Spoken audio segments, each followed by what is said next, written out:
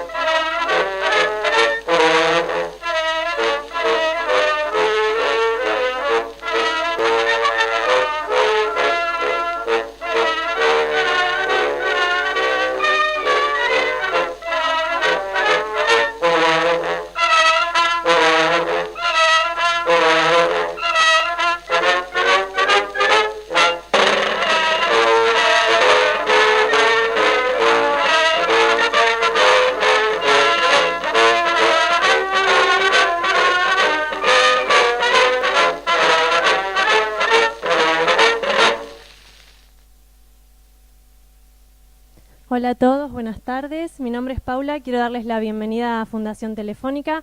No sé si ya conocían el lugar. Para quienes es la primera vez que nos visitan, les cuento que en este espacio nosotros desarrollamos actividades y proyectos que están vinculados con la tecnología y la cultura digital, y todas nuestras actividades son gratuitas. También saludar a todas aquellas personas que hoy nos están siguiendo por streaming, que no pudieron acercarse presencialmente, pero pueden seguir la charla de manera virtual. Hace una semana inauguramos la exposición 123 Grabando, una historia del registro musical, una exposición que va a estar hasta el 27 de enero, así que los invito a quienes quieran recorrerla de lunes a sábados de 14 a 20-30 horas. Y es en el marco de esta exposición en que hoy estamos dando inicio a este ciclo del registro musical de la mano de la Fundación Industrias Culturales de Argentina. En el día de hoy, Guillermo Elías va a estar presentando la charla de hoy. Guillermo Elías es autor del libro Historia con Vos, ya les va a contar un poco más. Así que, bueno, agradecerles su presencia y les voy a presentar a Walter Santoro, que les va a dar unas palabras. Gracias a todos por venir. Hola. Sí, perdón. Bueno, buenas tardes, mi nombre es Walter Santoro, soy el presidente de la Fundación Industrias Culturales Argentina. Nosotros trabajamos ya hace 10 años por el resguardo del patrimonio cultural de Argentina, en todos los casos. Uno de los programas que tenemos es el rescate del patrimonio del tango, y dentro de este programa dentro de las colecciones que hemos conseguido y hemos comprado, había mucho material histórico fonográfico. Hace como 8 años atrás o 7 años atrás, un día viene Guillermo Elías a decirme que quería publicar un libro sobre la historia fonográfica. Me pareció muy interesante cuando me lo propuso y me dejó un DVD donde yo pensaba que estaba el libro. Cuando me metí a investigar el libro, le digo, bueno, te olvidaste de darme el libro, de pasarme el libro. Y no, justamente me pasó todo el trabajo de investigación que durante 7 años él hizo y desarrolló. Gran parte sobre su colección, que es muy importante, y sobre otras colecciones y sobre todo un trabajo de investigación que hizo durante años. Entonces el gran desafío era convertir esto en libro, convertirlo en un libro que sea atractivo de querer ser leído y no ser un libro de historia tradicional, pesado, de los que solíamos tener en el colegio primario, básicamente. Y a partir de ahí le fuimos trabajando con Guillermo y le hemos encontrado, creemos, la vuelta para hacer lo que salió, que es el libro de Historias con Vos. Historias con Vos tiene los primeros registros fonográficos del país, de Argentina. No todos, porque podíamos haber puesto muchos más, pero creíamos que con la muestra que estábamos incorporando de 47 registros sonoros era bastante significativa e importante. Pero lo más particular, lo más importante que tenía esta obra, este libro, que todo lo que había trabajado Guillermo Elías tenía que ver cómo se había aplicado en la gente, qué es lo que sucedía en Buenos Aires y qué es lo que le pasó a la gente cuando desembarca el fonógrafo. La mayoría de nosotros no nos damos cuenta que la posibilidad de grabar sonidos tiene nada más que 140 años. Antes de ese tiempo para atrás no hay nada, no hay registro sonoro de nada, no existe un registro sonoro. Y si vamos al caso de Argentina, antes del 1900 son contados los registros que puede haber. Entonces, lo que armamos nosotros tenía que ver con todo esa nueva tecnología que se presentaba en Argentina, donde desde la parte social se empezaba a trabajar con respecto a grabar gente, grabar orquestas o grabar sonido. Nosotros hoy podemos hablar de Gardel y podemos recordar a Gardel simplemente porque lo tenemos grabado. Vaya uno a saber cuántos otros Gardeles existieron y al no haber registro hoy no los podemos conocer. Y de la misma forma uno cree que escuchó a Beethoven y definitivamente nunca se escuchó a Beethoven porque no hay ninguna grabación hecha de la época de Beethoven. Lo que se hace es ejecutar una obra que Beethoven compuso. Es más, si nosotros escucharíamos a Beethoven tocando, Beethoven tocaba en un piano que no era un piano forte, como lo escuchamos habitualmente. Entonces estaríamos escuchando a Beethoven como si estaríamos escuchando en un organito tocar. Es muy distinto y capaz que no nos gustaría a ninguno, pero ese era el verdadero y así lo escuchó él en su momento. Así que, no mucho más, el libro que Guillermo le va a presentar habla sobre toda esta historia, sobre lo que sucedía en Buenos Aires a principios de siglo, hasta el año 20.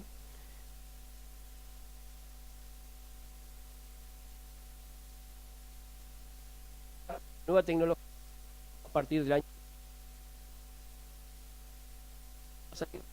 introduce la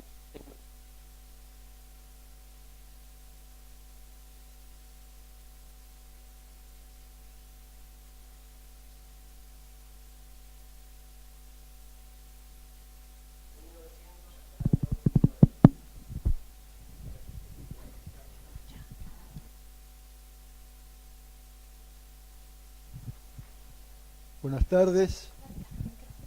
Muchísimas gracias por acercarse a esta charla. En principio contarles que me une a Guillermo un vínculo muy especial, porque nos conocimos en un lugar muy especial que es la Academia Porteña del Lunfardo. Ambos la integramos, y aunque pueda parecer muy lejano este hobby de Guillermo, en realidad también tiene que ver con la conservación, en nuestro caso del lenguaje, en el caso de él, las voces grabadas. Cuando llegué me pidió por favor si podía hacer una presentación. Yo no traje mis lentes para ver, así que pido disculpas, porque aparte del muy perverso, y quiero dar fe, miren en la letrita en la que lo puso. Así que bueno, salvado ese problema, les voy a contar quién es Guillermo. Guillermo César Elías nació en Salta en 1970. Discófilo desde los 6 años, atesora unos 15.000 discos de pasta, 700 cilindros de cera, 50 fonógrafos, entre otros materiales fonográficos y bibliográficos. Su especialidad es la también estas palabras, paleonfonografía y los registros del período acústico. A los 16 años inició un ciclo por la onda de LRA 4 Radio Nacional Salta titulado La Juventud y el Tango. En 1992 presentó por la misma emisora el exitoso ciclo Tangos de Colección. En Buenos Aires se graduó como locutor nacional de radio y televisión, profesor de enseñanza primaria y bibliotecario nacional. Autor del proyecto Voces del Bicentenario, que consistió en la grabación de personalidades de la cultura nacional en cilindros de cera y su posterior donación a la Biblioteca Nacional Mariano Moreno. Actualmente se desempeña como maestro bibliotecario del Colegio Champagnat y bibliotecas escolares del Gobierno de la Ciudad de Buenos Aires. Es docente de las cátedras de Historia del Libro y de las bibliotecas y Psicología, Estética y Formación del Lector. En la Escuela Nacional de Bibliotecarios del Instituto de Formación Técnica Superior número 13 del Gobierno de la Ciudad de Buenos Aires. Es miembro de número de la Academia Porteña del Lunfardo.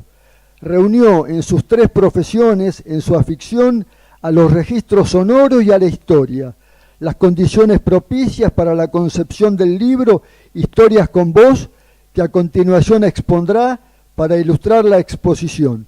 1, 2, 3, grabando. Muchas gracias.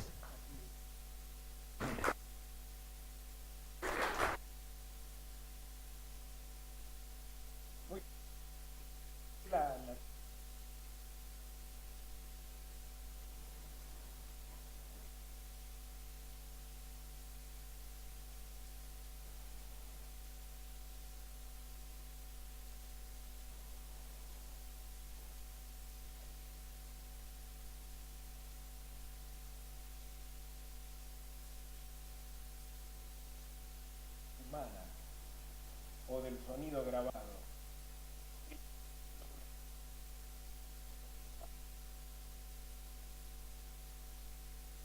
1900, expansión de la irrupción.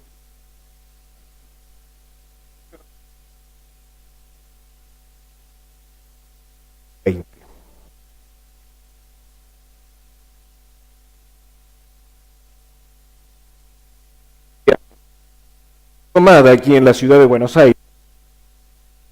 Albúmina original.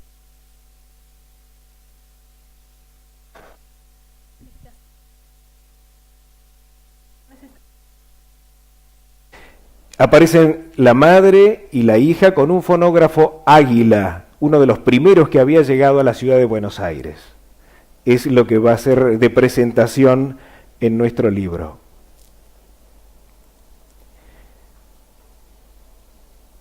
Y es por eso que se llama, en vez de una instantánea fotográfica, una instantánea fonográfica de la ciudad de Buenos Aires a principios del siglo XX. Aquí tenemos las dos cronologías que componen el libro, que acompañan el libro. En una de ellas podemos ver la cronología histórica, en la superior, donde están los rostros de los distintos presidentes de este periodo 1900-1920, y podemos constatar que según las versiones y recuperando en todas las bibliotecas o archivos sonoros, no existen grabaciones de voces de presidentes durante todo este periodo. Recién va a ser en 1930 recogida en discos de 30 centímetros la voz de José Félix Uriburu. Y la cronología fonográfica que acompaña a lo largo de toda la historia de la fonografía los nuevos inventos y adelantos. Aquí comienza el libro con The New Century, la nueva centuria, 1900, y la llegada del grafófono a Buenos Aires, que había llegado unos años antes, pero justamente utilizamos esta propaganda por el tema de la nueva centuria, el 1900. Vamos a abordar luego el arte fonográfico. En el arte fonográfico vamos a ver todas las aplicaciones posibles al fonógrafo. He aquí una entrevista hecha por Caras y Caretas a Tomás Alva Edison, a página completa, para que el lector pudiera leer directamente, como si estuviese leyendo la revista, ¿no? La opinión de Edison, dice en la página siguiente, el eternizador de voces y sonidos. En un principio Edison no sabía o no encontraba grandes aplicaciones a este aparato que grababa el sonido. Pensaba que iba a servir en una oficina para dictar una carta. Jamás se le ocurrió toda la industria que venía por detrás. Aquí en una página que reproducimos, esta es de la revista Caras y Caretas también, es del año 1902, y ya había en esa época, en el año mismo en que debuta la fonografía en disco en Buenos Aires, cuando se graba por primera vez un disco aquí en la ciudad de Buenos Aires, ya estaba este señor en Tucumán haciendo perfeccionamiento sobre el fonógrafo de cilindros y aplicando nuevos procedimientos en las membranas que aparecen allí y en las bocinas, como dato interesante. Y filosofía fonográfica va a ser un conjunto de textos que he relevado de distintas grabaciones de voces que pertenecen a ese periodo o posteriores, por ejemplo, la de Julio Cortázar, entre ellas hablando sobre lo que significa grabar un disco, lo que es el registro sonoro. Otra de las voces muy interesantes que fueron transcriptas, no aparece la grabación porque es, por ejemplo, esta de 1950 y escapa al periodo, pero lo que nos interesa es el tema filosófico de la grabación, del registro sonoro. Aquí González Lanuza, el poeta, escribe lo siguiente. Fíjense que en este poema Lanuza capta el significado de la grabación del sonido, este tema de eternizar las voces, y el que nos va a hablar desde el poema es el surco, la grabación, la vibración. Y es muy espeluznante, pero justamente Lanuza lo había grabado en el año 50 y obviamente ya no está entre nosotros, y escuchar esa grabación por él es doblemente interesante, ¿no? ¿Sabes que acaso te está hablando un muerto? Eco callado soy que resucita, única voz que se atigró en 100 soles. No bronce o mármol, frágil cera guarda esta inmortalidad que estás oyendo. Voz que ya nadie dice, luz de un sol extinguido que aún galopa en el tiempo. Bajo mis alas, trémulos, se acurrucan minutos de otros días. Tu atención ya la he visto y he de verla abierta en otros. Sois reflejos míos.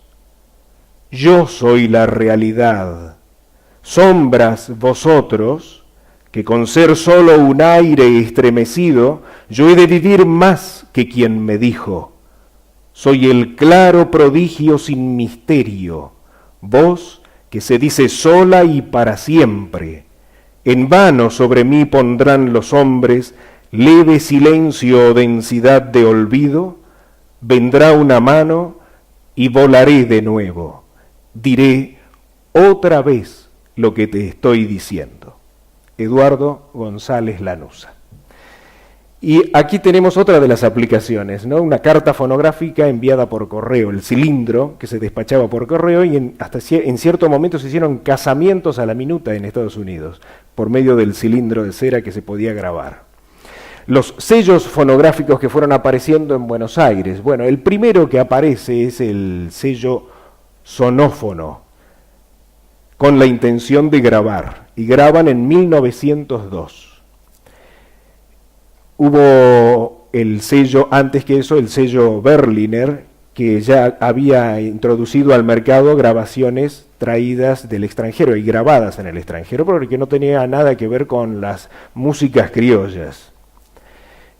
Luego va a aparecer, por ejemplo, la compañía Pathé, que tenemos acá sus publicidades, el frente de la casa Pathé en la Avenida de Mayo, que yo denomino la Avenida de la Fonografía, y aquí una cantidad de sellos discográficos que habían proliferado en estas 2 décadas con una cantidad de marbetes muy interesantes y hermosos diseños. Otras de las compañías grandes que comienzan a grabar en Buenos Aires en este periodo son Odeón, el disco internacional Odeón, Columbia, las dos en Casa Tallini, en Avenida de Mayo y Perú.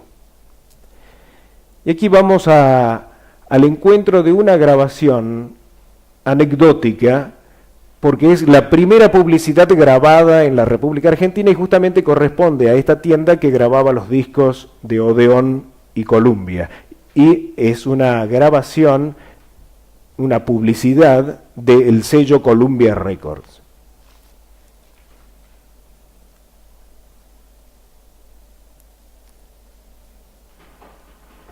Este disco está designado para demostrar una vez más su excelencia hasta ahora insuperable en lo que respecta a nitidez, metal de voz, durabilidad y perfección gramofónica, tanto en la emisión de la voz humana limpia y armónica, como en toda la reproducción instrumental y lírica de nuestros discos.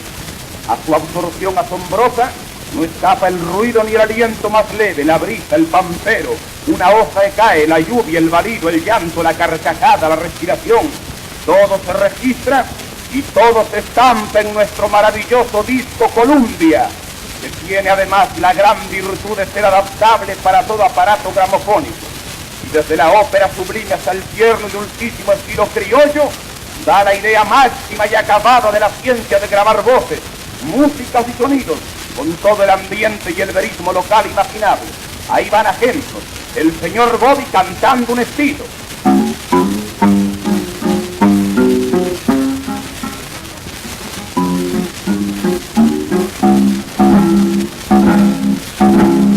Rompe la aurora lucero, anunciando viene el día,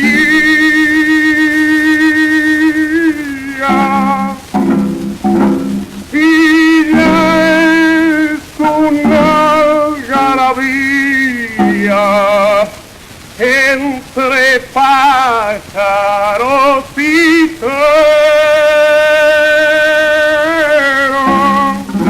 la señora de Bobby cantando una viralita. Están demostrando con la voz del barítono y ahora la voz de tiple, que la colocaban más alto que la soprano para poder grabar con la corneta. La mecánica de la grabación exigía que fuesen agudas las voces.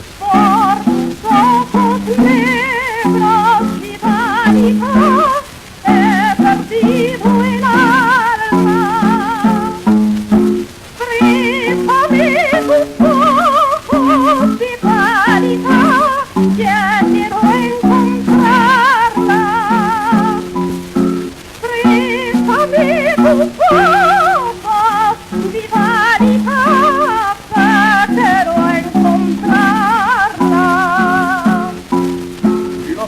Ahora cantando a dúo. Cantando a dúo. Cada vez que me levanto, si alguna vez El tema era capturar las guitarras. Todo lo que era cuerda casi no se escuchaba. parece que no visto a las aves con mi llanto encima.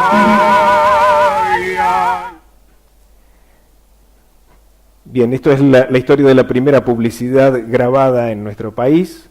Había habido una publicidad hecha en España para la misma época y del sello Columbia, y fue necesario hacer más o menos lo mismo. Pero el texto de esto está hecho por Eugenio Gerardo López, un maestro de escuela que es el que presentaba, que fue uno de los capos junto con Villoldo, Gobi, Flora Rodríguez de Gobi y Linda Telma, entre otros, que crearon el fonógrafo en esta época. Y este señor hacía todas las escenas criollas. Aquí estamos en una página donde aparecen los sellos discográficos reimpresos, reetiquetados.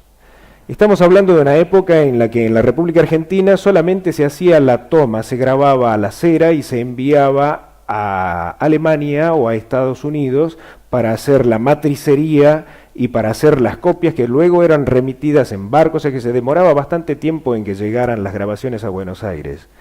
Y en algunos casos las grabaciones ya tenían otro sello discográfico y quien lo había comprado quería cambiarle el marbete y las reetiquetaban. Ustedes ven ahí algunas que están levantadas o que le faltan fragmentos del reetiquetado y se ve la etiqueta anterior.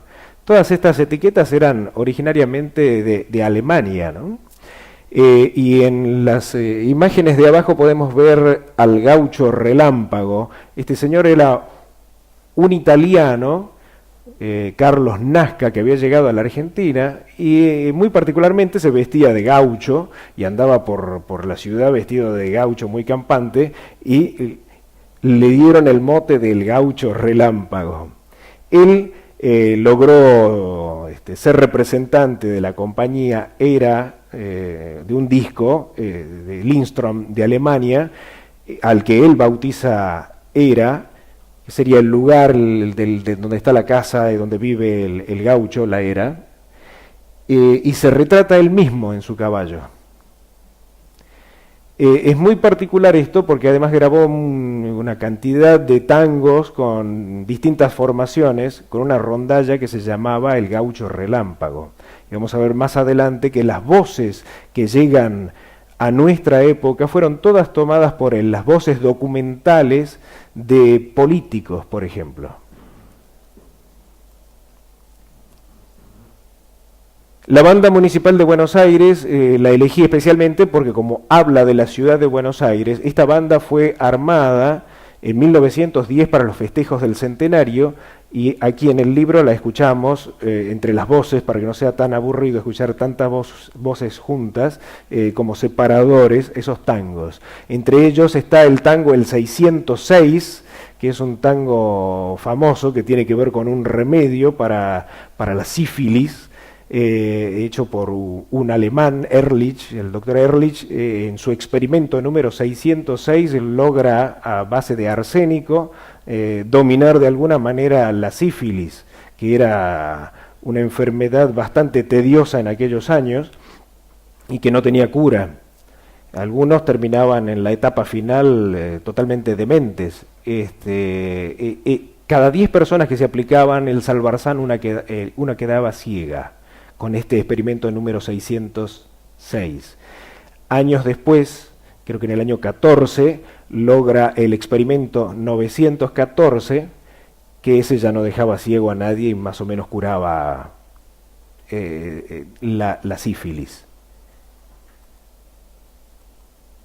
Los inmigrantes. Aquí la época de los inmigrantes está representada por la voz de don Ángel Gregorio Villoldo, que hace la voz de un gallego que no es manco, se llama la Milonga, donde relata las peripecias a la llegada del puerto de Buenos Aires.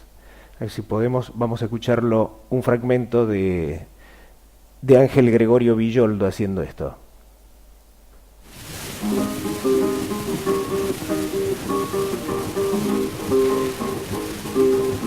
No soy cantor minujero, pero me atrevo a cantar para que no diga nadie que me hago de rujar. De Pontevedra me vine a América a trabajar, porque con la farruca me tenía que casar.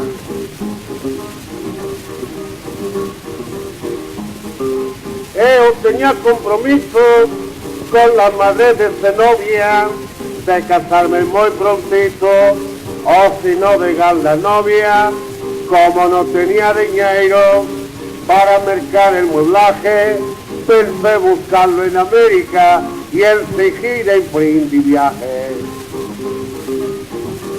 Ahí dice que vino en el Satustrejí, que es un barco, un Allí vapor. encontréme un paisano del pueblo de Pontevedra, que trabajábamos juntos por la carretera, por medio del consejí, un hermoso conchavito. Vamos a saltear así escuchamos el final. La fábrica de argentinos que nos servirán para la Guardia Nacional.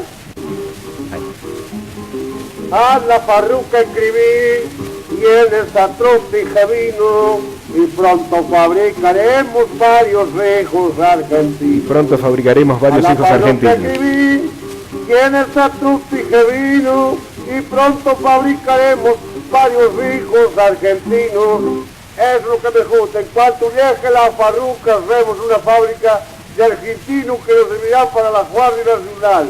He hecho mi fortuna aquí en América, aquí me quedaré siempre, con mis hijos argentinos, qué linda la América. Y luego se quejan, yo no me quejo de nada, estoy contentísimo. Bueno, y cuenta, ¿no? Cuando llega al puerto, que no sabía para dónde ir, no conseguía dónde dormir, etcétera. Todas las peripecias que sufrían los inmigrantes. En algunas publicaciones se los tenía como, claro, gente que venía del extranjero como si fuesen la langosta, lo comparaban con las plagas de la langosta en esa época.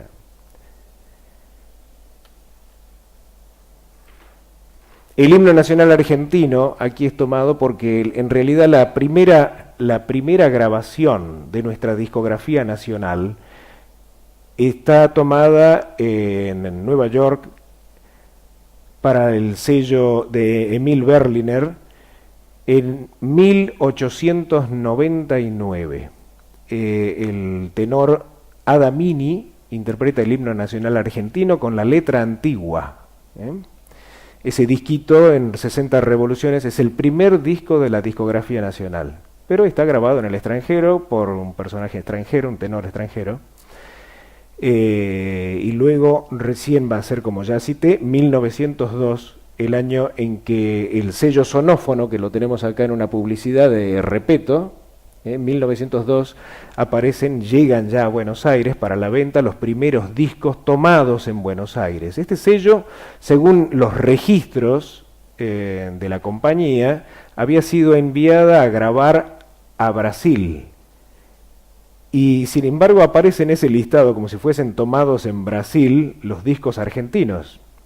Ahora difícilmente hayan hecho eso, porque enviar a la banda de policía de Buenos Aires o a otros intérpretes y conjuntos grandes orquestales a Brasil a grabar era muy dificultoso.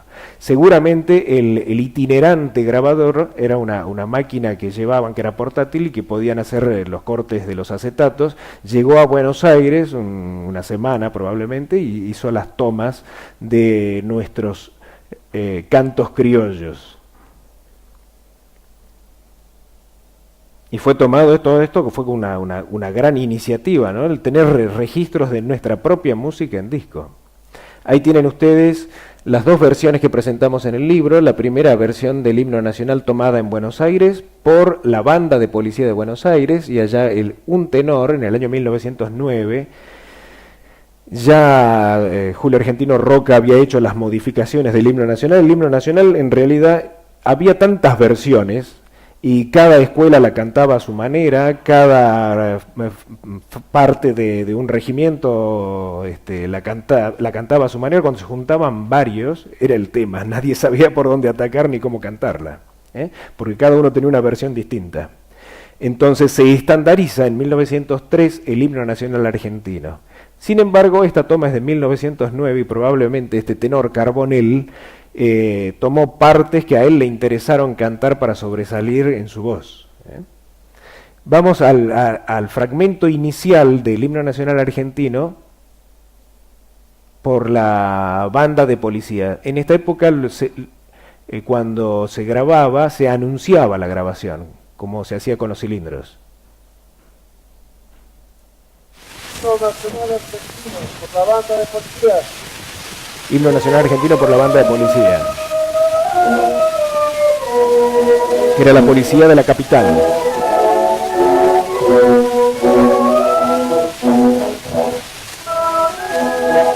Lo anecdótico de este disquito, que es muy chiquito, es que está grabado en 60 revoluciones, no en 78. Igual que los discos Berliner están grabados en 60 revoluciones. Y cuando uno lo escucha en 78 van volando. Si tenemos un fragmento de tiempo, vamos a escuchar el de Carbonell.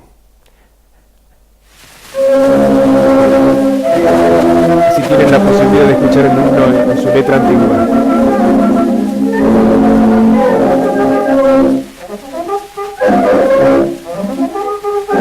Desde un polo hasta el otro resuena de la fama el sonoro clarín.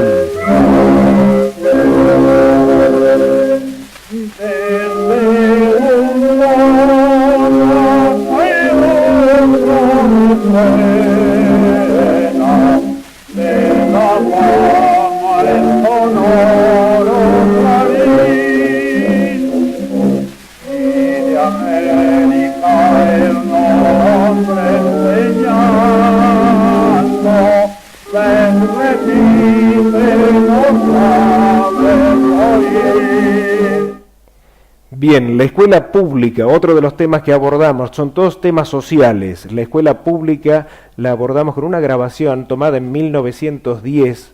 El itinerante de la compañía Víctor llega a Buenos Aires en 1910 y elige al coro de niñas de la escuela Avellaneda frente al Teatro Colón. Hay otra que está al costado del Colón, que es la Julio Argentino Roca. Aquí tenemos nosotros la fotografía de esa época de la escuela Avellaneda, ahí donde fue supuestamente a estudiar Carlos Gardel, el primer grado. Este coro canta el himno a Sarmiento y nosotros aprovechamos para relatar la historia de la escuela pública en ese momento.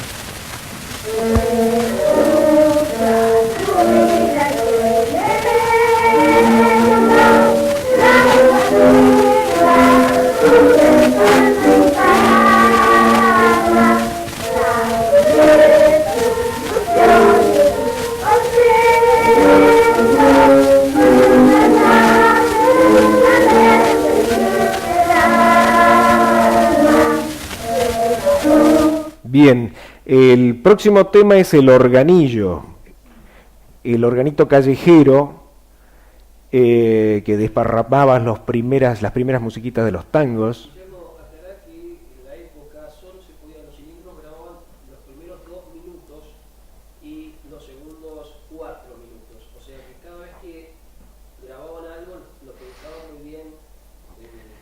Sí, lo que me está diciendo es que el tema de la grabación en aquella época, primero que los cilindros permitían grabar uno a uno, se grababan, no se podían duplicar al principio hasta entrado el 1900.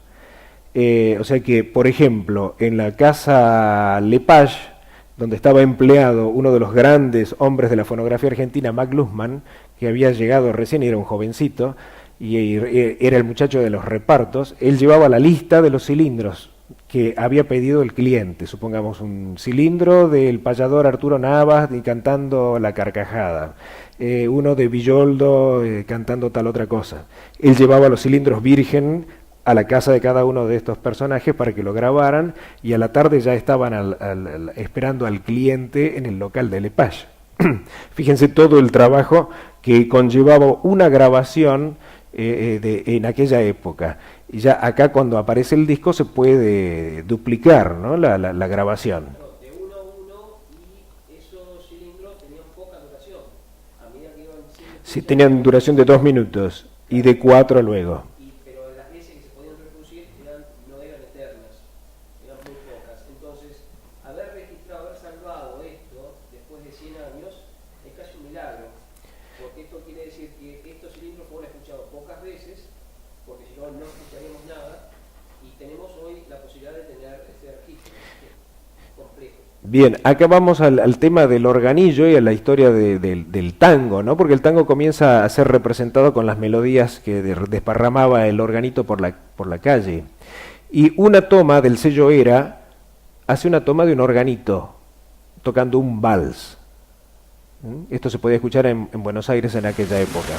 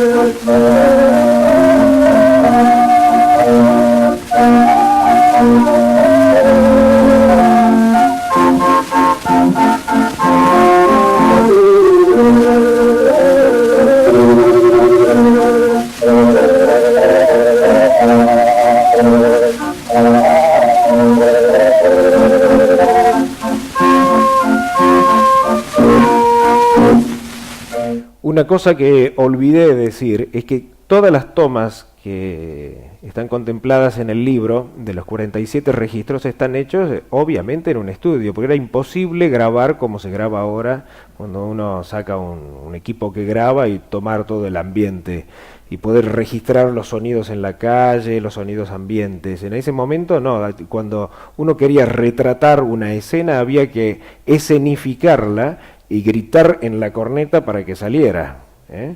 No era tan fácil. O sea, todo lo que es ahora sonidos ambientes y que capta el micrófono perfectamente, en aquella época era absolutamente imposible registrar.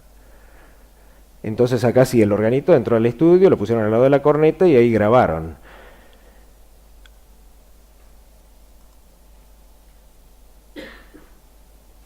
Bien, acá en el libro aparecen los tangos prostibularios, que son debido a la gran inmigración. La gran inmigración trae muchos varones a Buenos Aires, a la República Argentina, y pocas mujeres.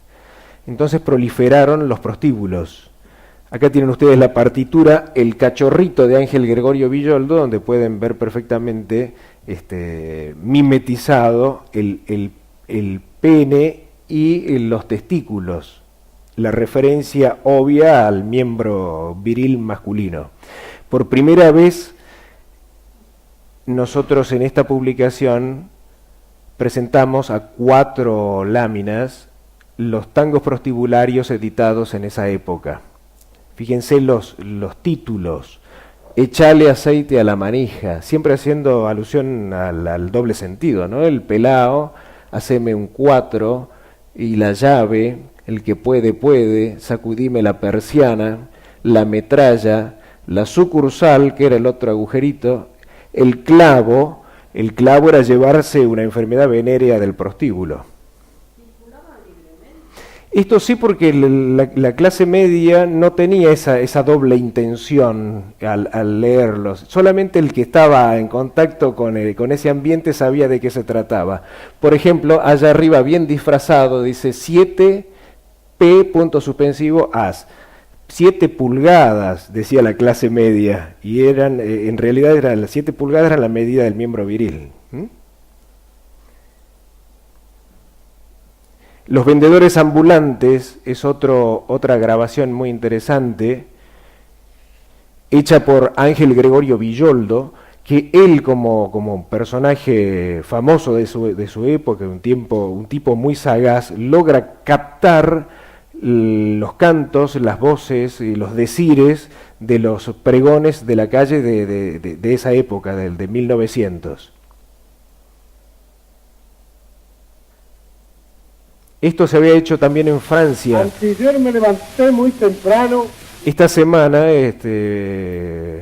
vi de la Biblioteca Nacional de Francia, publicaron una grabación parecida, ¿no? los gritos populares callejeros de París, hechos en el sello Pathé. Y viendo la mañana tan hermosa, me fui a dar una vuelta por esas calles. Dios mío, qué bullicio, cuántos vendedores ambulantes, cuántos gritos jeroglíficos difíciles de descifrar. Lo primero que oí fue sandera, chorizo, salchicha, pataricán, lloriqueno. Caminando un poco más, otro. Barranguina, gasco, chipola. Era un verdulero. Un pescador. Pecho de pequito, por vida de Montevideo, pequito. Luego tronación con una bolsa al hombro. Umbral, limones, 3 billetes. Otro con 2 canastas. Gallina, pocho gordo, huevo casero. Después otro vendedor. Puntilla, armaria de hilo. Luego tronación. Rico de bris. Luego un vendedor de fruta. Aranga, banana linda. Después un botellero.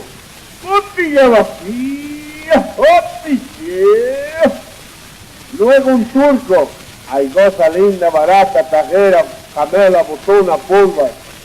Después un papero. Procopo, copo. Después otro pillo de Nápoles.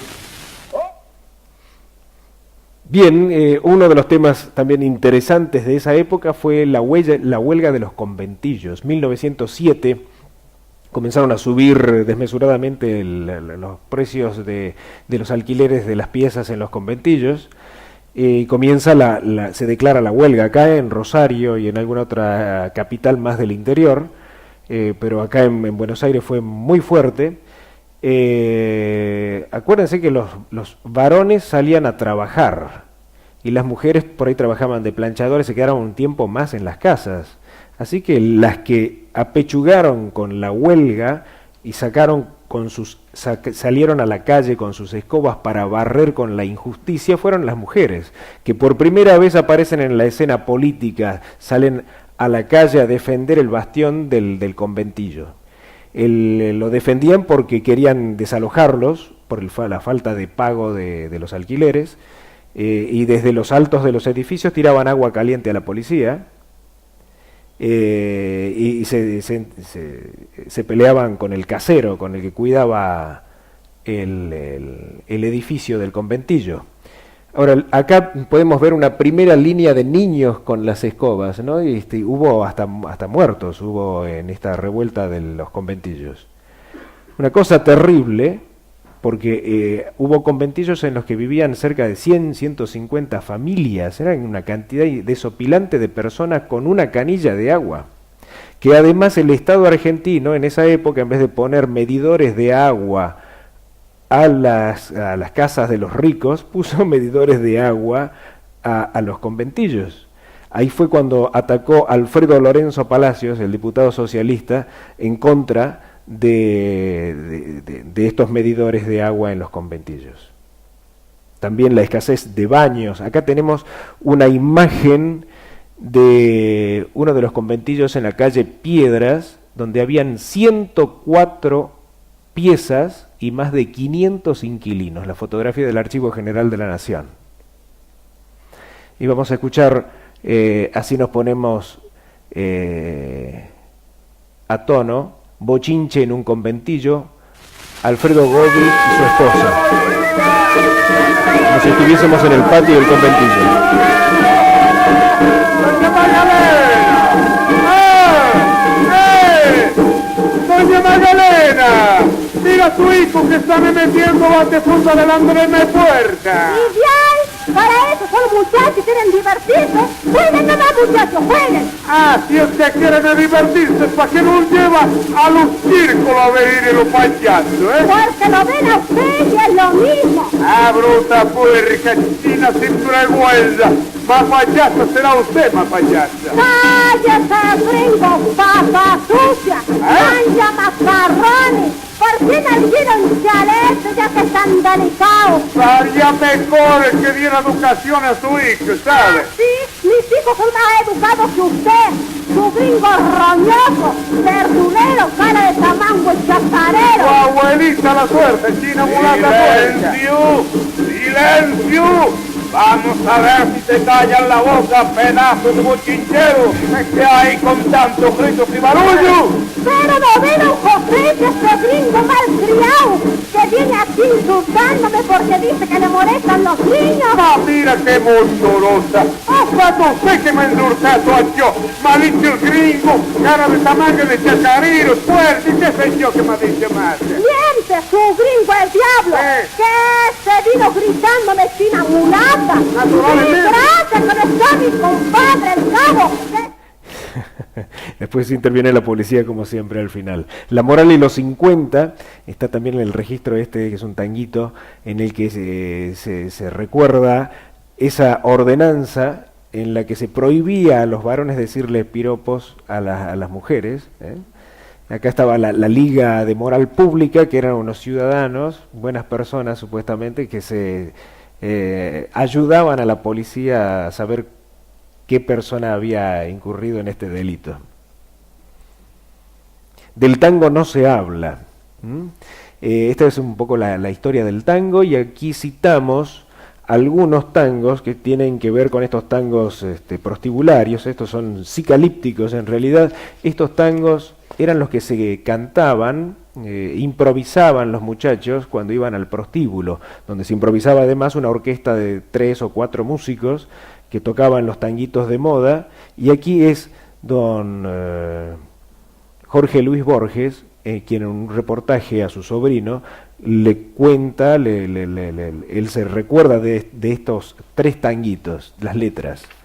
Mira, al tango Entrada Prohibida de Luis Tecer tenía esta letra: de la Valle la espiantaron y la razón no le dieron, pero después le dijeron que era por falta de higiene, pues la pobrecita tiene una costumbre asquerosa que no se lava la cosa por no gastar en jabón. El tango El Apache Argentino de Manuel Aróstegui decía lo siguiente: quisiera ser canflinflero para tener una mina, metérsela con benzina y hacerle un hijo aviador para que bata el récord de la aviación argentina.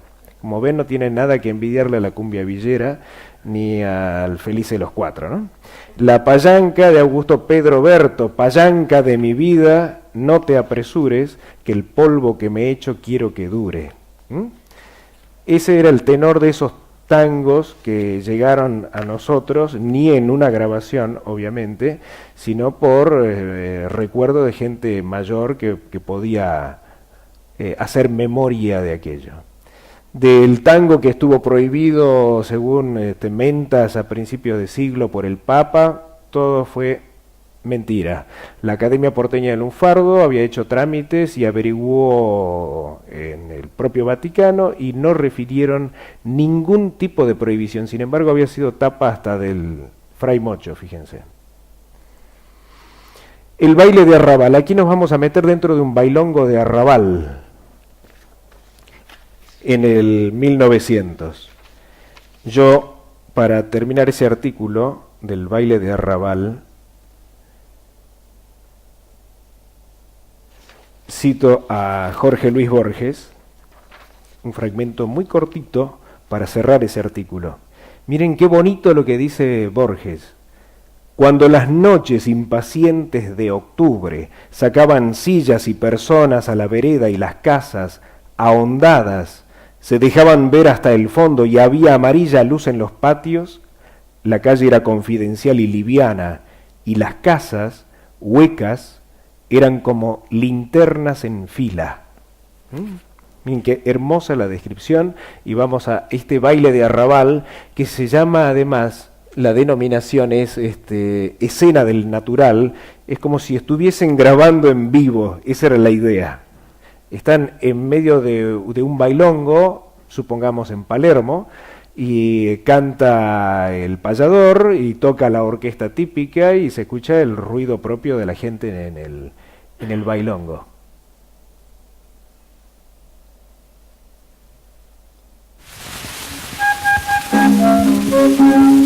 Esa es la rondalla del gaucho relámpago. Québrate lindo el tango, comió sus cosquillitas en la sangre. Bueno, muchachos, ahora pueden descansar un poco, que ha llegado el payador Pastor Luna, alias Refusilo, y nos va a honrar con unos polvoritos. Vayan para Ambigú y tomen lo que quieran nomás.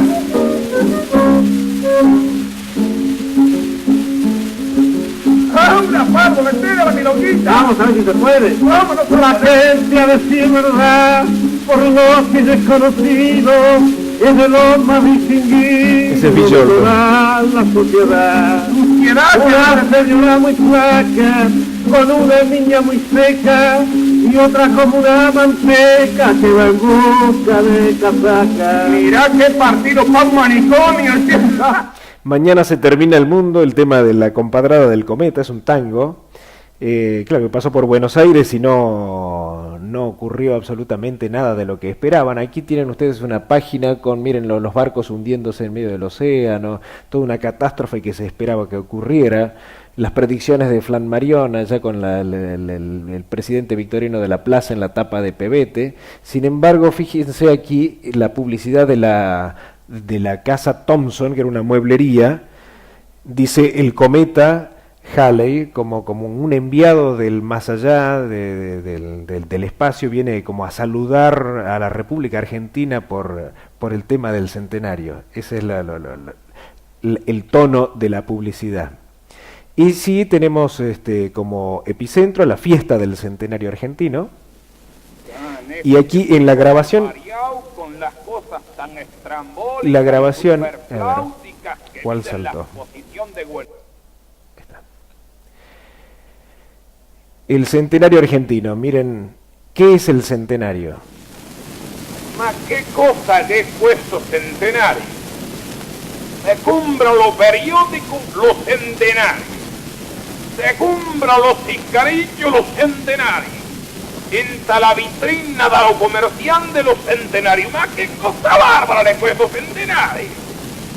El centenario, che, es un festejo que hacemos nosotros los criollos, como cuando dos que se casaron a los 50 años de acollaramiento, para recordar lo que pasó cuando se dieron el sí, dan un asado con cuero, con empanadas a la criolla, arroz con leche, y arman un bailongo de mi flor. Bien, acá muy del centenario, un tango que se grabó antes de que se produjera el centenario.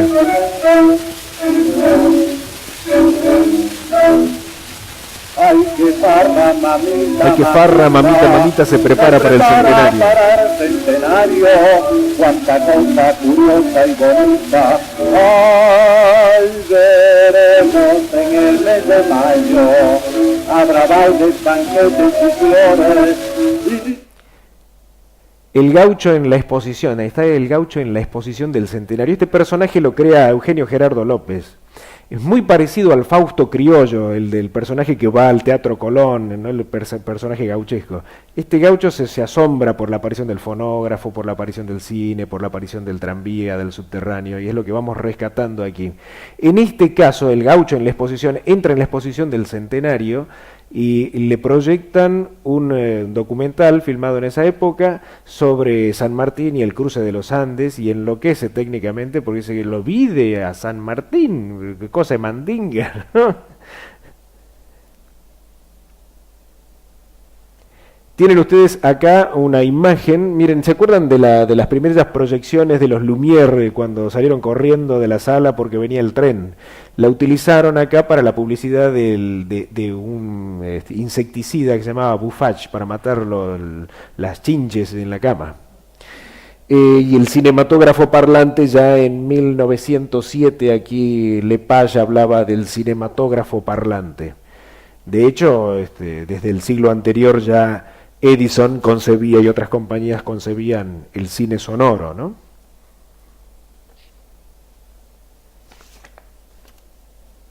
Transportarse por medio de la corriente. Vamos a esta grabación, El carrero y el cochero, que también era muy recordada esta grabación por Borges, y eso era lo que a él le gustaba, estos cuchilleros intentando, haciéndose la chanza, porque jamás no llegaban ni a cortarse, era todo un entrenamiento, una puesta en escena en realidad.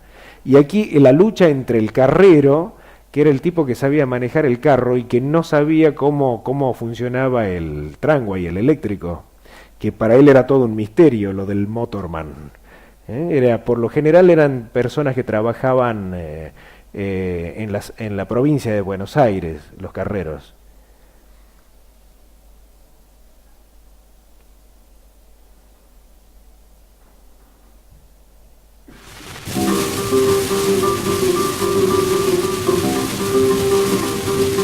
Señores, por no perder este momento oportuno, sin ofender a ninguno, voy un instante a cantar, porque hoy quiero relatar al auditorio presente, clara y detalladamente, un hecho que el otro día sucedió con un carrero y un cochero del tranvía.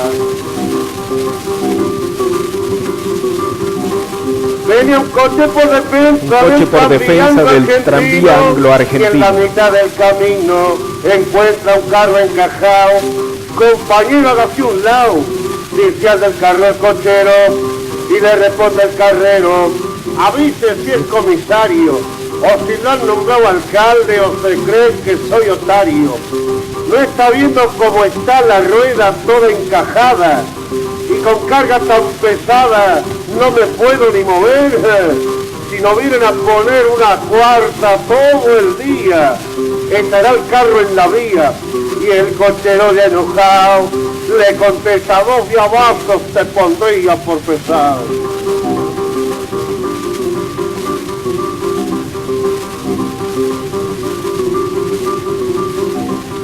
Al oír lo de los diabazos, el carrero retomado, pelando una mojosao, baja del carro ligero, lo desafía el cochero, a que cumpla lo que ha dicho. El cochero, qué buen bicho, pelando una tararira, baja del coche y con rabia 2 puñaladas le tira. Toda una escena de Buenos Aires de esa época. Bien, esto es transportarse por medio de la corriente. Buenos Aires se ve enloquecida con el tema del tranvía eléctrico y la gente comienza a publicar en las revistas de época, no extraños a los accidentes que producía el tranvía eléctrico.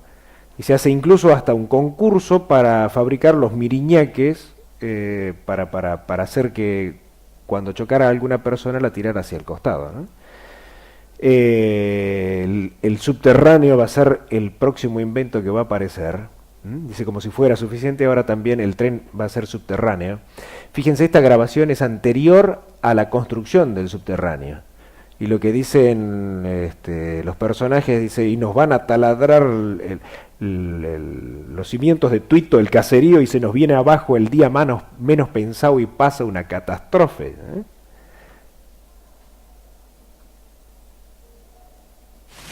Pero ¿qué me cuenta, compadre Zapato, de lo que está ocurriendo con los extranjis, que nos han invadido como langostas?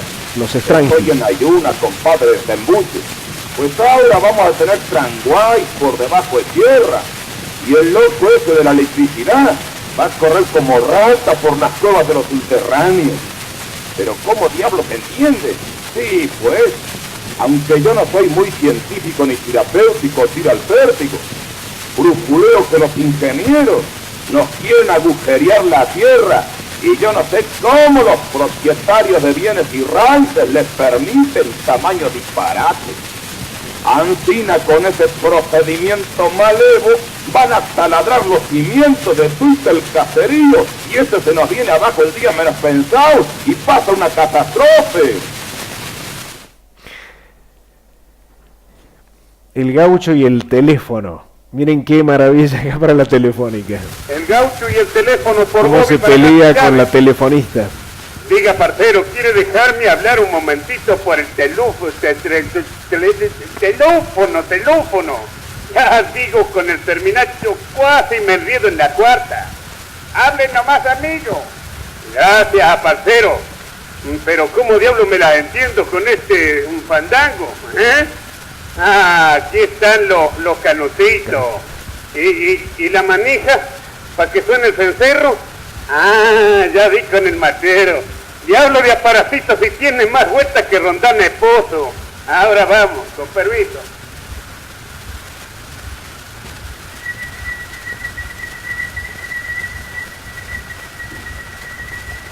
Ya digo que había relinchado fiero el bagual. ¿Con quién hablo? ¿Cómo dice? ¿Qué es eso, viola? No se achancha, canajo. O me tomó por algún hediondo. ¿Qué es lo que se le produce? Bueno, ahora sí, ensartó la sortija.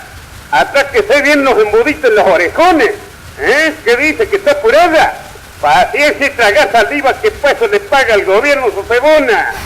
Bueno, basta de procear al cohete. Y póngame en comunicación con la del gringo Bachicha pronto. ¿Qué número tiene el aparato? ¿Y a usted qué le importa, canejo? ¿Que no lo conoce? No friegue, ña usted, si el gringuito es más conocido que el orégano. Vea, dígamele pero corriendito, porque se me va al ferrocarril.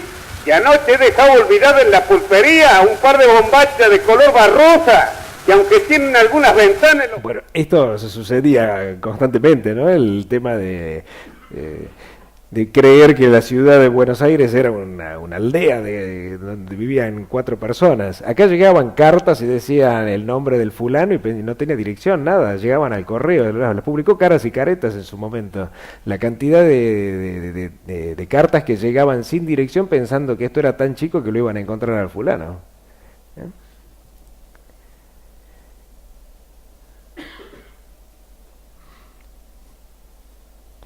Conversando por el alambre. Porteños por los aires es el gaucho y el monoplano. Acá contamos la historia de la aviación en la Argentina, que fue muy prolífica en aquel momento. Y las tiendas porteñas y el sueño del sello propio. Casi todas las tiendas grandes querían tener su sello propio. Esto que escuchamos de Gobi con el teléfono estuvo grabado por la casa Gatti Chávez. Se grabó en París en el año 1907-1908.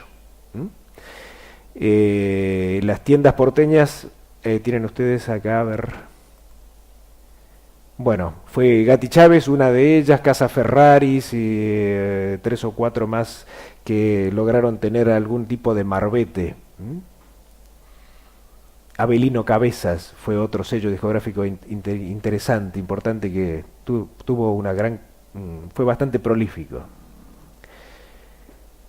Vamos ahora a las voces. La voz de este personaje es la voz del hombre probablemente del mundo entero más viejo que haya sido grabado. Había nacido en 1827, Carlos Guido y Hispano, el poeta argentino Carlos Guido y Hispano, que en el año 16 más o menos, la compañía Odeón, ya en manos de Mac Lussmann, se le ocurre grabarlo. Este señor estaba ya muy mayor y estaba postrado, así que llevan un equipo para grabarlo en su lecho.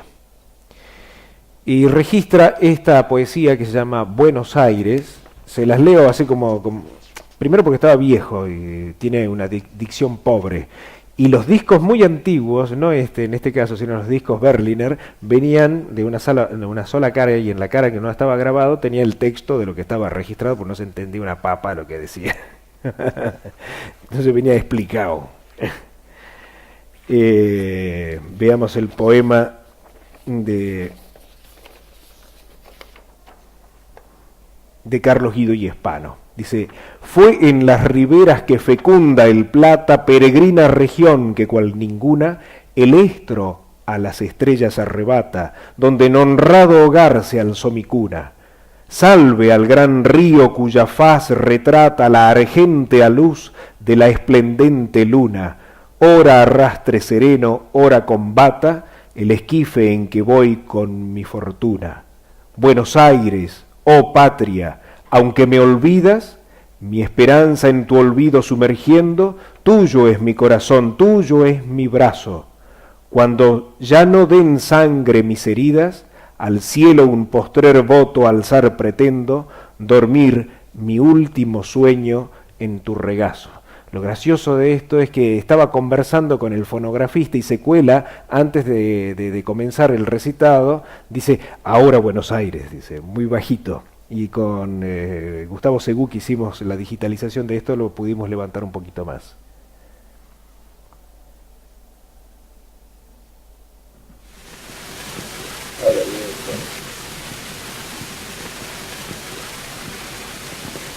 Buenos Aires. Fue en las riberas que fecunda el Plata, peregrina región de cual ninguna el estro a las estrellas arrebata, donde en honrado hogar se alza mi cuna. Salve al gran río cuya faz retrata la argéntea luz de la esplendente luna. Ora rastre sereno, ora combata el esquife en que voy con mi fortuna. Buenos Aires, oh patria, aunque me olvides, mi esperanza en tu olvido sumergiendo, tuyo es mi corazón, tuyo es mi brazo. Cuando ya no den sangre mis heridas, al cielo un postrer voto alzar pretendo, dormir mi último sueño en tu regazo. Las voces del Teatro Nacional. Acá tuvimos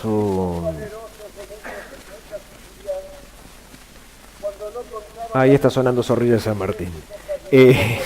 Pues se disparó esta máquina. Bien, tenía la voz de Zorrilla de San Martín recitando el Tabaré y me parecía sumamente importante, pero es uruguayo y este libro hablaba de Buenos Aires. En realidad casi todos los artistas que venían, los grandes artistas, eran uruguayos y venían a Buenos Aires porque tenían imprenta, grabadora de discos, y en este caso llega a Zorrilla de San Martín en 1910 para la fiesta del centenario y unos días antes hace estas tomas del Tabaré, que es como el Martín Fierro para el Uruguay, ¿no? Y digo, bueno, ¿cómo lo pongo aquí sin que se enoje nadie? Entonces, como la toma fonográfica se hizo en los estudios Víctor de Buenos Aires, con el itinerante del Víctor aquí en Buenos Aires, seguramente en la Avenida de Mayo, lo que hice fue relatar cómo fue esa mañana la grabación. Para eso pedí, por ejemplo, 2 tomas de temperatura y humedad del Servicio Meteorológico Nacional de ese día, que justamente la humedad y la temperatura sobre todo era bastante baja ese día de la toma. Lo que se hacía en aquel momento era, sobre la cera se ponía una lámpara Edison para que calentara la cera, para que calentara el ambiente y sobre todo la cera para que incidiera bien el corte. Ocurre que con esta primera grabación en la cara A Zorrilla de San Martín se lo escucha lejos al principio y después desde la mitad hacia adelante con un poco más de presencia. Y ahí ponemos que probablemente el fonografista lo empujó y lo metió dentro de la corneta, o haya terminado de calentarse la cera y logró incidir mejor en la grabación. Las voces del Teatro Nacional. Está esta otra gloria del Teatro Nacional, que es Pepino el 88, José Podestal, que comenzó con el teatro, y acá está cantando la canción de Pepino. Él vestía a este personaje para hacer crítica política. Como no había ni radio ni televisión, uno iba al circo para escuchar el programa de La Nata. ¿Qué era esto? Como soy el gran Pepino, nunca me encuentro en mi casa. Siempre estoy averiguando lo que por la ciudad pasa. Y aquí yo me meto, de allí yo me salgo, y aquí yo me quedo. Entre la representación del Juan Moreira, que pasó de ser una pantomima a ser una representación teatral hablada. Y de cuánto pasa yo me subo aquí. Esta noche quiero, público querido, contar algo gordo de lo que he sabido. Y terminaban las representaciones con un asado en el circo, en vivo y en directo. Esa es la voz de Pepino el 88.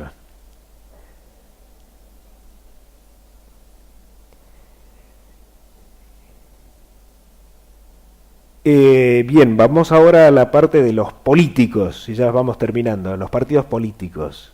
La construcción del Congreso de la Nación, un dolor de cabeza. Miren cómo subtitulé esto: Remember Palacio del Congreso, el Palacio de Oro. Se pagó 2 y 3 veces su valor. Fíjense cómo choreaban, y chorearon siempre, ¿no? Esto es, si uno revisa la historia, y tiene para entretenerse, no es que alguien dejó de hacerlo. Aquí las obras del Congreso de la Nación fueron vox populi entre el año 12 y el 14. En el 14 inicia Alfredo Lorenzo Palacios y el hombre de la investigación de las carnes, Lisandro de la Torre, la investigación del Congreso de la Nación de la edificación. Bueno, cuando comienzan en el Congreso a hacer la investigación, se dan con que en medio de la construcción del edificio, que ya estaba inaugurado, pero recién se va a terminar de construir en el año 40, ya en el 14 habían desaparecido los planos. Tuvieron que hacer planos nuevos. Estas son las mediciones de lo que se debía pagar por la cúpula y de lo que en realidad se pagó. Hay otra página donde se reproduce el diario de sesiones con todas las medidas de lo que debía costar y lo que en realidad costó. Bueno, no todo terminó en nada, nadie se dijo más nada, se hizo la investigación, pasó al olvido, como las carnes, que terminó con un disparo en la cabeza del pobre Bordavere y se terminó el asunto.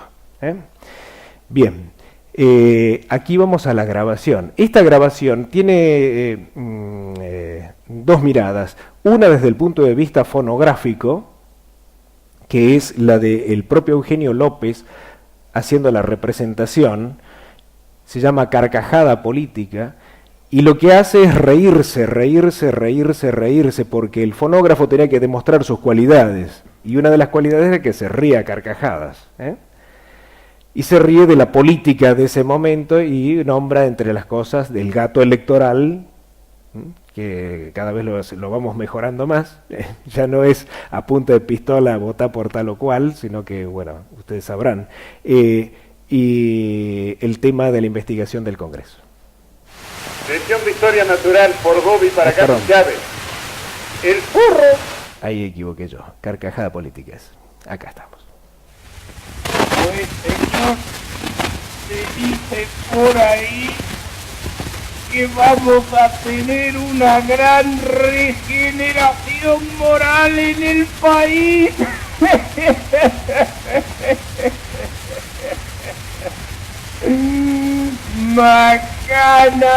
Macanas de Miguel.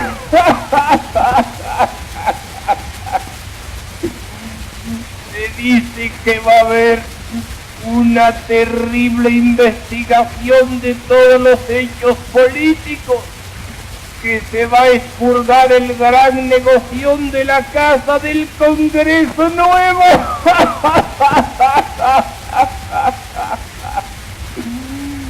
Que es mentira, que no puede costar 24 millones de pesos. Con 24 millones de pesos oro se pagó. Que van a ir a la cárcel previo proceso público. Todos los culpables.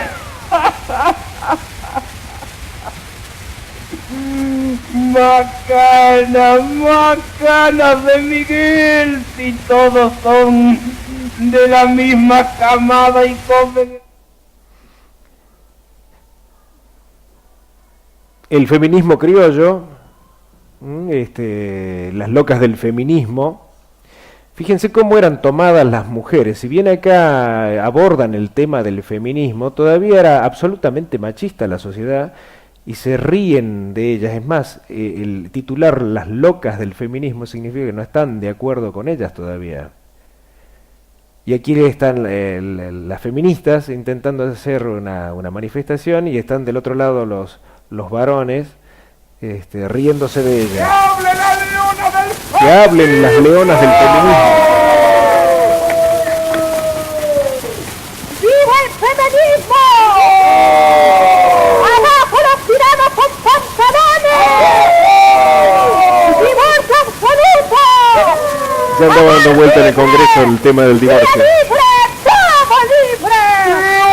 ¡No libre! ¡Libertad o muerte! ¡Fuego en toda la línea! ¡Eso! Pero vean también a mi China metida en estos fandangos. Esta noche le reviento los huesos de una viaba. ¡Garrotazo limpio a los hombres! ¡Llanto mujer! El himno socialista. ¡Adelante! ¡Adelante! Pues señor, se han puesto ariscas y bellaqueadoras nuestras medias naranjas. ¡A la pucha! ¡Están bravas! Es un caso peliagudo. ¡Pobre del sexo velludo! ¡Se la dan con Piagentín! ¡A mí! Bien, después vienen las voces de los políticos. Están, por ejemplo, Dickman, Palacios, Mario Bravo, Nicolás Repeto. Son todas grabaciones históricas realmente sumamente importantes y que no estaban a disponibilidad del público y que, bueno, entre muchas y casi todas estas grabaciones no estaban disponibles y que nosotros las acercamos para poder documentar, ¿sí? Para poder seguir estudiando sobre ellas y sobre su época y sobre cómo se hablaba o se declamaba en aquel momento. Acá un fragmento de Dickman. Ciudadanos, el doctor Dickman va a hablar sobre el tema que es el socialismo. Compañeros, queréis saber lo que es el socialismo y lo que los socialistas quieren. Trataré de satisfacer vuestra natural curiosidad y vuestro legítimo deseo. Estas preguntas flotan del ambiente y es deber nuestro contestarlas con exactitud y precisión.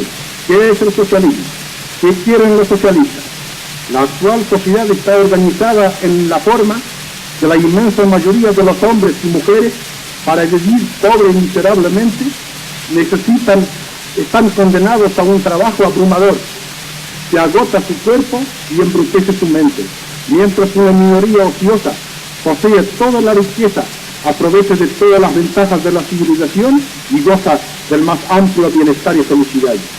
Sabido es que los que trabajan la tierra, los que siembran y cosechan, muchas veces no tienen un pedazo de pan para sus hijos, mientras que los poseedores de los títulos de propiedad, sin regar con el sudor de su frente en la tierra fecunda, perciben altas rentas, producto del trabajo ajeno, que les sirve para llevar una vida de Fausto y de Veroche. Sabido es... El libre pensamiento, acá hay dos registros del Partido del Libre Pensamiento que uno por ahí no tiene ni siquiera idea de que existía. Sin embargo, hubo hasta un congreso internacional de libre pensadores que está justamente ahí a doble página.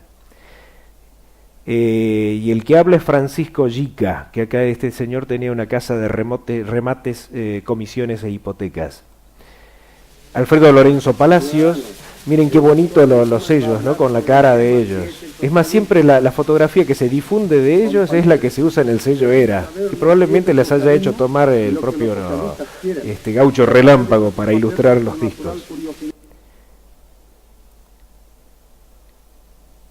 Y finalmente dice, un día las voces se propalaron por el éter y ahí es donde termina nuestro libro, que es la aparición de la radiodifusión en 1920 con Los Locos de la Azotea.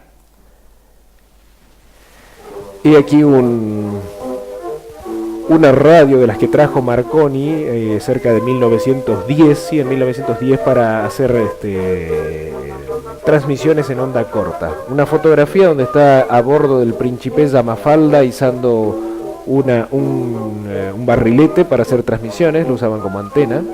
Y allí una fotografía que me cedió la familia de los locos de la azotea, a bordo del auto. Ahí estaba Enrique Telemaco Susini, el gordito, que va al volante.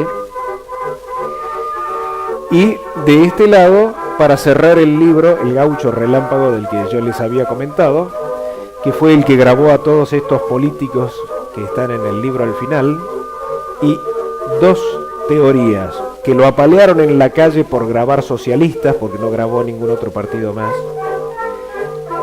o que le rompieron la máquina o se la quemaron con la que hacía los cortes de acetato. La cosa es que no siguió grabando y se dedicó a la radio. Ahí está con sus equipos de radio, LU1AK Radio, El Gaucho Relámpago. Y ahí cerramos nuestra presentación de hoy, y quiero agradecerles la presencia de ustedes y agradecer a Telefónica Argentina, por la Fundación Telefónica, por habernos permitido participar y mostrar este trabajo. Muchas gracias.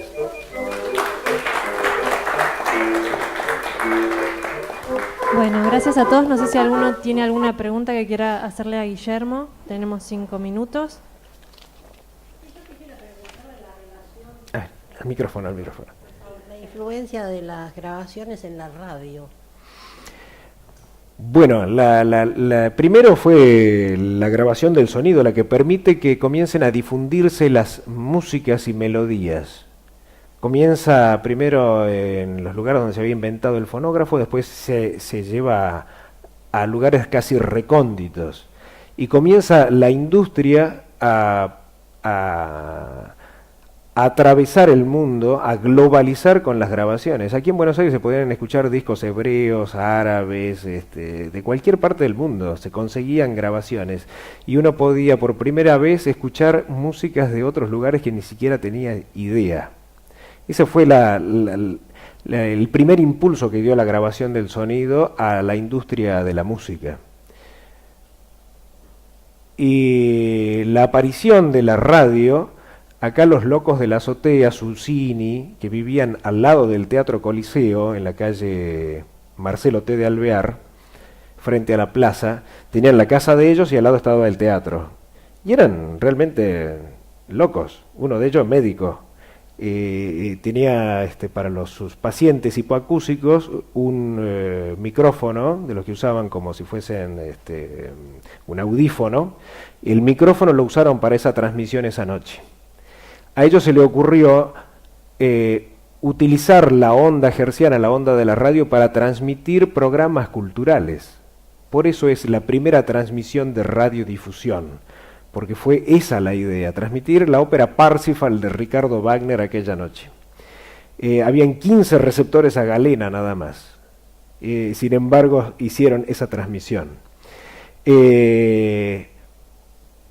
Luego surgieron programas con música y se pasaban discos con un fonógrafo, y el micrófono se pasaban discos en ciertos horarios.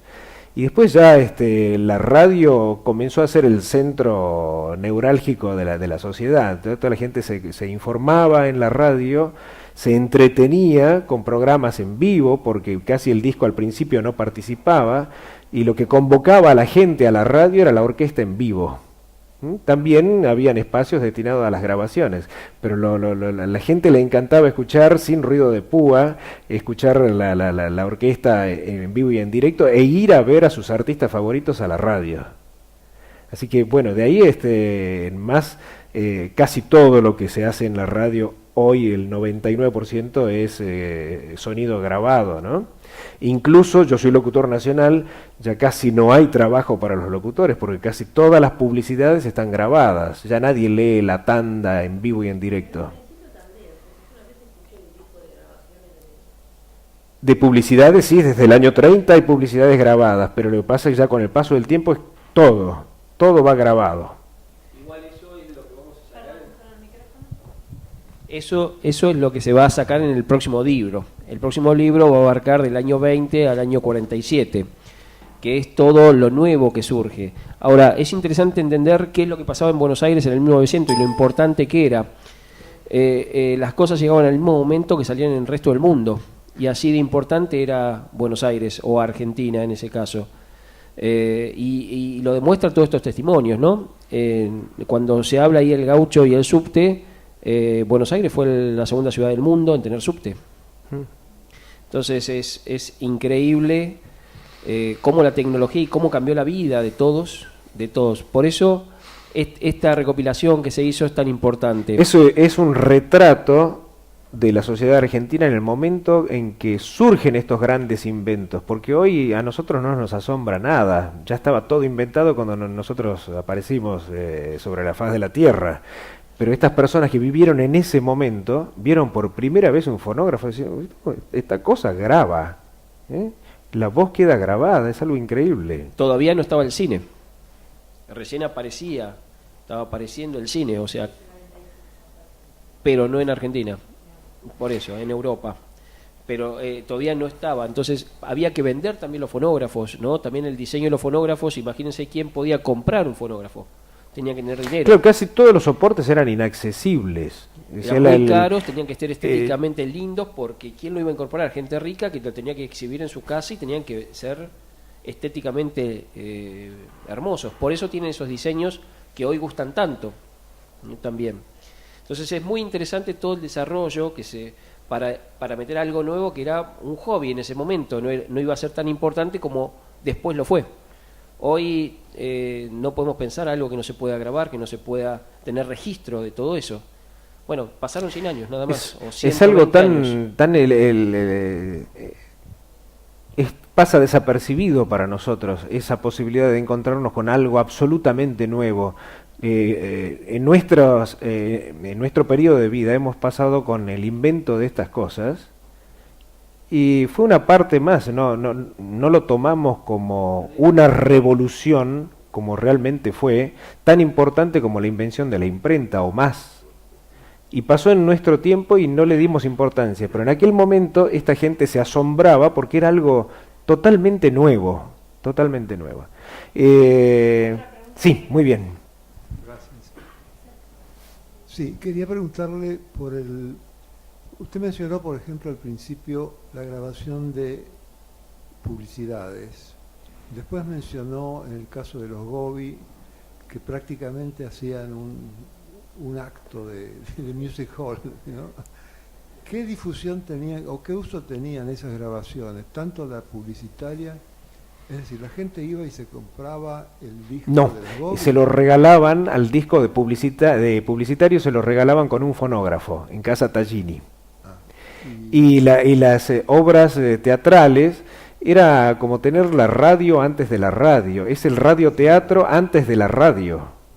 Y además tiene una difusión casi toda América del Sur, porque Casa Tallini vendía a Perú, a Bolivia, a Chile, Uruguay.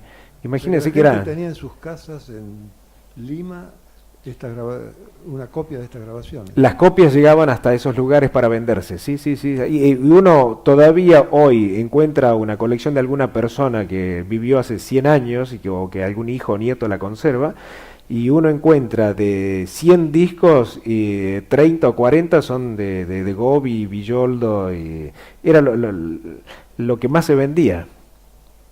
Me tienta mencionar una cosa más. En el curso de este año, el 17, leí en algún portal de diario norteamericano que se celebraban los 100 años de la primera grabación del jazz. Sí, señor, sí. Entonces, con ese dato cronológico y las cronologías nuestras, parecía que se habían grabado tangos antes que jazz en el mundo. Sí, señor, sí. Coinciden el mismo año, porque en el mismo año nuestro tango se adecenta, no es el tanguito de la época de Borges, que él tanto amaba, con las letras donde siempre perdía el tipo, donde siempre ganaba el hombre, donde el maravilloso era él, y ahora comienza en el año 17 a llorar por la mina, por la mujer que ha perdido. se percanta que me amuraste en lo mejor de mi vida, Mi Noche Triste, es del 17 y coincide justamente con la primera grabación de jazz en Estados Unidos. Pero sí, ellos no tenían, ellos consideran esa grabación en RCA Victor como la primera grabación de jazz. Habían otras cosas anteriores, como el ragtime, el cakewalk, habían ritmos que algo tenían o estaban pergeñando que era lo que se iba a armar en el 17. Y acá también es la cocina, siempre está surgiendo cosas nuevas, ¿no? O sea, ese tango fue modificándose hasta llegar en el 17 a ser un tango canción. ¿Alguna pregunta más? Sí, sí. Igual, se lo considera Gardel el primer cantor del tango de Mi Noche Triste en 1917, pero si uno escucha el Gardel del año 17 o el Gardel del año 26 o el 35, son totalmente diferentes, así fue mutando. Si uno escucha Mi Noche Triste en el año 17 no parece tango, no lo van a identificar como tango. El estilo de Gardel que quedó, que hoy conocemos como el tango y lo que nos gusta tanto es el del año 35. Quería yo, no sé si hay alguna pregunta más. Sí.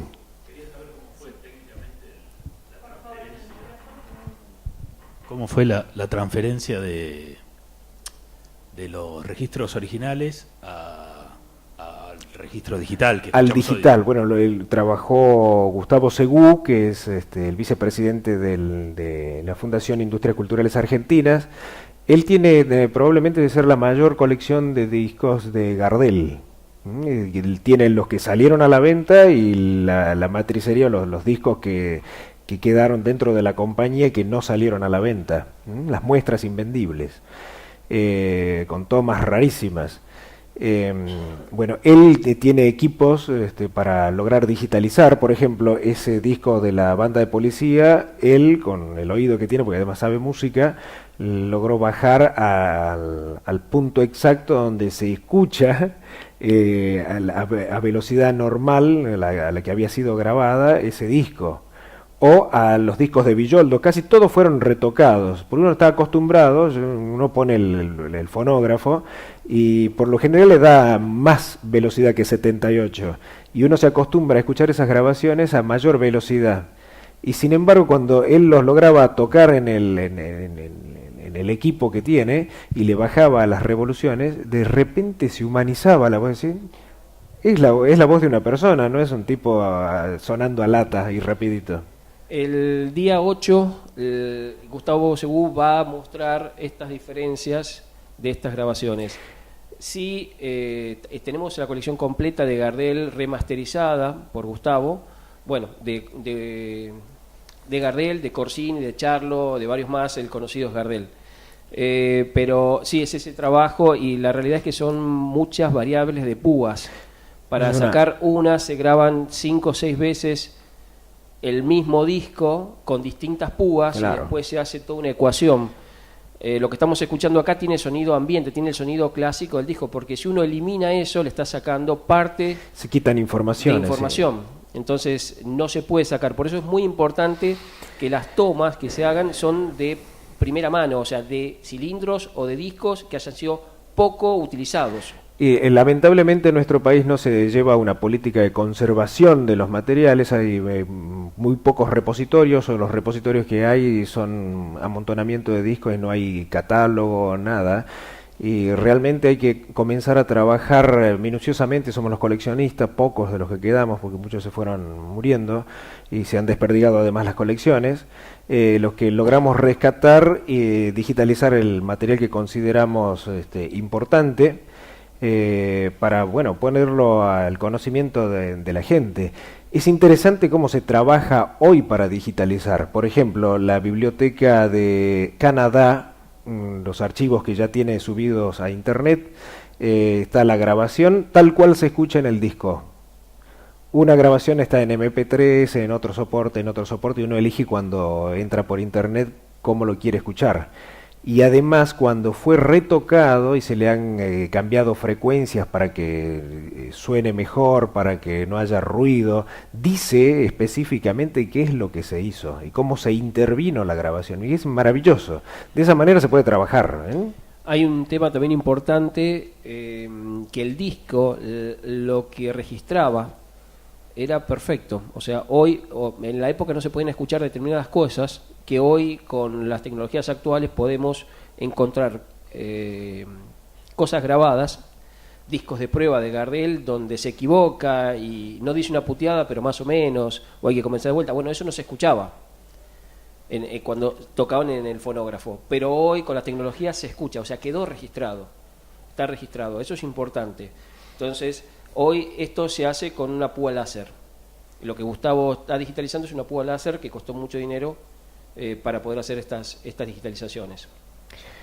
Bueno, yo quería cerrar trayéndoles a la memoria a este buen hombre, Thomas Alva Edison, que fue quien el 6 de diciembre de 1877 logra registrar por primera vez el sonido y reproducirlo. Este hombre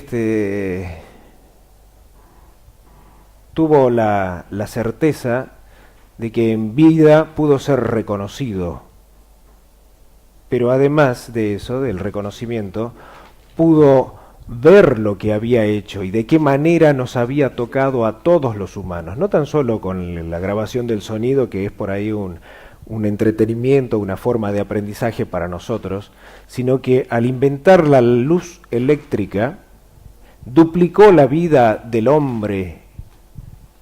El día que terminaba, cuando se terminaba la luz solar, es duplicado ese día por la luz eléctrica. Y de repente, ya habiendo inventado el fonógrafo, se aleja del fonógrafo casi por 10 años para inventar las dínamos, la instalación eléctrica y romper las calles de Nueva York, y pergeniar la idea de distribuir la electricidad a las casas y la iluminación a las casas. O sea, hoy estamos con esto encendido y pudiendo transmitir por internet aquí, gracias al trabajo laborioso de Thomas Alva Edison y a la idea que tuvo, ¿no? de poder unirnos a todos. Buenos Aires o Argentina era tan importante en esa época que después de registrarlo en Estados Unidos vino y lo registró en Argentina. En ese momento no había un lugar de patentes, de marcas y patentes, se hacía en la Casa de Gobiernos, o sea que las patentes de Edison tienen la firma de Sarmiento. Son la firma de Edison y Sarmiento. Están registradas la de la energía, la electricidad, y la del fonógrafo, acá en Argentina. Así de importante era Buenos Aires en el 1900. Muy bien. Gracias. Gracias, Guillermo, Walter, a la Fundación Industrias Culturales. Aprovecho y les recuerdo que los próximos 2 miércoles tenemos 2 charlas más de este ciclo. El próximo miércoles va a estar Guillermo haciendo demostraciones con algunos equipos, así que los invito también a que se sumen. Y el miércoles 8 estará Gustavo Segú, tal como les anunció Walter, hablando un poco más sobre Gardel, ¿no? No sobre Gardel, sino sobre la grabación, sobre esta diferencia. La gente del momento, cuando escuchaban, que han conocido a Gardel y que escuchaban a cantar Gardel, después escuchaban un disco de Gardel y la mayoría se quejaba que decían que eso no era Gardel, que no se escuchaba así, que no era igual. Y la verdad que tenían razón, y eso se descubre muchísimos años después. La velocidad con la cual se grababa no era la misma con la cual se reproducía, entonces la voz era diferente. Bueno, hoy van a escuchar, o el día 8 van a escuchar el Gardel como lo están escuchando seguramente hasta ahora, y el Gardel corregido, la grabación corregida. O sea, está basado sobre Gardel. Bueno, si hace a tiempo Gustavo va a agregar muchísimas más cosas, pero bueno, estamos... Y el 1 de noviembre vamos a intentar grabar en papel de estaño, como grabó por primera vez Edison en 1877, y grabar sobre cilindros de cera. Bueno, y hasta las 8:30 pueden recorrer, si quieren, el primer piso de la exposición 1, 2, 3 grabando, y les agradecemos mucho por haber venido el día de hoy. Gracias.